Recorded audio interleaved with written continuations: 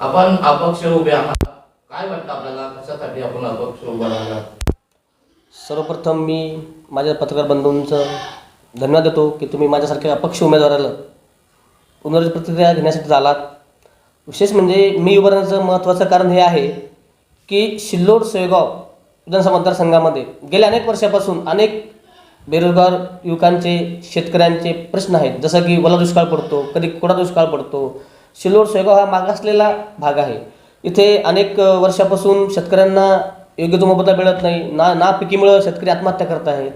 ह्या सगळ्या गोष्टी मी मनाशी बाळगून त्यानंतर माझा आदिवासी बांधव, कोळी समाज असेल, तडीबील समाज असेल, हे दऱ्याखोऱ्यात राहतात. यांना अनेक राजकीय मंडळांनी आश्वासन दिले की आम्ही तुम्हाला जात प्रमाणपत्र मिळवून देऊ, परंतु अनेक मी फिरतोय, लोकांच्या समस्या जाणून घेतोय. त्यात मला असं आढळलं की लोकांनी आर्थिक देवाणघेवाण करून खूप मोठ्या प्रमाणात भ्रष्टाचार करून त्या समाजाला, माझ्या कोळी बांधवांना, माझ्या तडीबील बांधवांना आजपर्यंतही जात प्रमाणपत्र दिलं नाही. फक्त त्यांना झुलत ठेवलं का की हा समाज जर वर आला, हा समाज जर शिकला, यांना जर प्रमाणपत्र भेटले तर यांचे अधिकारी IAS IPS अधिकारी होतील, मग हे आपल्याला विचारतील का? म्हणजे यांचं म्हणणं असं आहे, हे जनसेवक आहे पण हे स्वतःला मालक समजतात.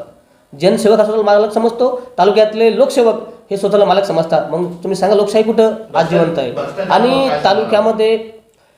तालुक्यामध्ये सर अनेक विभागात भ्रष्टाचार होत आहे, अनेक प्रमाणात भ्रष्टाचार झालेला आहे. तो भ्रष्टाचार इतका बोकाळलेला आहे आणि तो भ्रष्टाचार थांबवण्यासाठी मी आज उभा आहे. आणि मी नक्की मतदानाच्या अधिकाऱ्यांना मतदानाच्या स्वरूपातून 1 ते 1.25 लाख लीडने विधानसभेत जाईल. त्यावेळेस ह्या भ्रष्टाचाराची चिरफाड करेल. पुराव्यानिशी विधानसभेमध्ये मी हा प्रश्न, तारांकित प्रश्न उपस्थित करून अख्खं सभागृह डोक्यावर घेईल आणि सभागृहामध्ये ह्या प्रश्नांना न्याय देण्याचं काम करेल. हे लक्षात घ्या.